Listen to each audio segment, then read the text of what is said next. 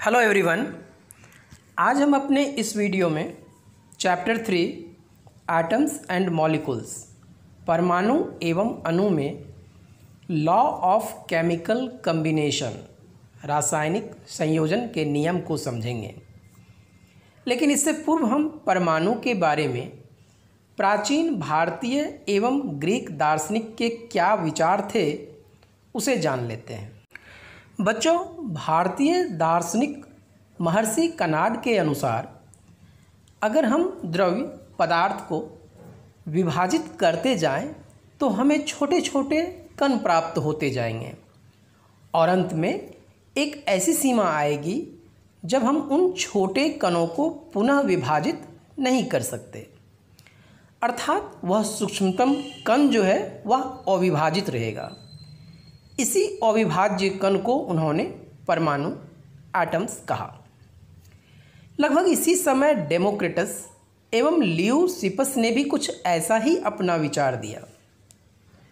18वीं century तक कोई भी प्रायोगिक कार्य नहीं हुए थे, लेकिन उसके बाद वैज्ञानिकों ने तत्वों और यौगिकों के बीच के अंतर को समझा और इस बात का पता लगाने में जुट गए कि तत्व यानी एलिमेंट कैसे संयोग करता है और जब ये आपस में संयोग करता है तो क्या होता है। तो चलिए अब हम लवैजिये एवं प्राउस्ट के द्वारा जो अनेक प्रायोगिक कार्य किया गया था उस आधार पर रासायनिक संयोजन के दो नियम को हम समझते हैं, जिसमें पहला है द्रव्यमान संरक्षण का नियम, law of conservation of mass. बच्चों, आपको क्या लगता है कि जब भी कोई रासायनिक अभिक्रिया होती है तो क्या द्रव्यमान में कोई परिवर्तन होता है? तो चलिए इसे समझने के लिए हम एक सबसे पहले क्वेश्चन को समझते हैं। एक अभिक्रिया में 5.3 ग्राम सोडियम कार्बोनेट एवं 6 ग्राम एसिटिक अम्ल अभिकृत होते हैं। 2.2 gram carbon dioxide, 8.2 gram sodium acetate एवं 0.9 ग्राम जल उत्पाद के रूप में प्राप्त होते हैं। तो इस अभिक्रिया द्वारा यह दिखाइए कि यह द्रव्यमान संरक्षण नियम के अनुरूप है। अब जो क्वेश्चन है हमारा, क्वेश्चन के अकॉर्डिंग ये सोडियम कार्बोनेट एसिटिक अम्ल इस दोनों की अभिक्रिया होती है तो सोडियम एसीटेट, वाटर और कार्बन डाइऑक्साइड मिलता है।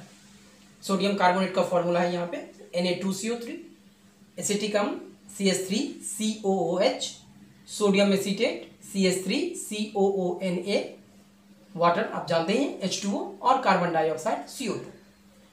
अब क्वेश्चन में ये दिया हुआ है कि 5.3 ग्राम जो है हमारे पास सोडियम कार्बोनेट है जिसकी अभिक्रिया 6 ग्राम एसिटिक एसिड से हो रहा है। उसके बाद जो प्रोडक्ट्स आ रहे हैं उसमें सोडियम एसीटेट 8.2 ग्राम मिल रहा है, वाटर 0.9 ग्राम और कार्बन डाइऑक्साइड 2.2 ग्राम। तो हमको इसमें यह देखना है कि ये जो मास है, जो द्रव्यमान है, जितना द्रव्यमान रिएक्टेंट का यानी अभिकारक का है उतना ही द्रव्यमान प्रोडक्ट यानी उत्पाद का है या नहीं। तो हम देखते हैं कि यानी ये जो 5.3 ग्राम है सोडियम कार्बोनेट और 6 ग्राम जो है एसिटिक एसिड, ये कितना हो गया 11.3 ग्राम, यानी रिएक्टेंट का जो द्रव्यमान हो गया वो 11.3 ग्राम हो गया। अब ये भी देखते हैं कि प्रोडक्ट का जो है वो द्रव्यमान कितना है, तो 8.2 ग्राम प्लस 0.9 ग्राम प्लस 2.2 ग्राम, इसको ऐड करें ये भी 11.3 ग्राम आएगा। तब अब देखिए कि जितना जो द्रव्यमान है रिएक्टेंट का है उतना ही द्रव्यमान प्रोडक्ट का है, 11.3 ग्राम और 11.3 ग्राम। इसका मतलब हो गया कि द्रव्यमान में कोई चेंजेस नहीं, यानी किसी रासायनिक अभिक्रिया में द्रव्यमान का ना तो नाश होता है और ना ही निर्माण, जिसको कि हम द्रव्यमान संरक्षण का नियम यानी law of conservation of mass कहते हैं। अब सेकंड हम समझते हैं स्थिर अनुपात का नियम, अर्थात लॉ ऑफ कांस्टेंट प्रोपोर्शन क्या है। बच्चों, लवाइजिए के साथ साथ कई अन्य वैज्ञानिकों ने इस बात पर प्रकाश डाला कि कोई भी यौगिक का निर्माण दो या दो से अधिक तत्वों के मिलने से बनता है।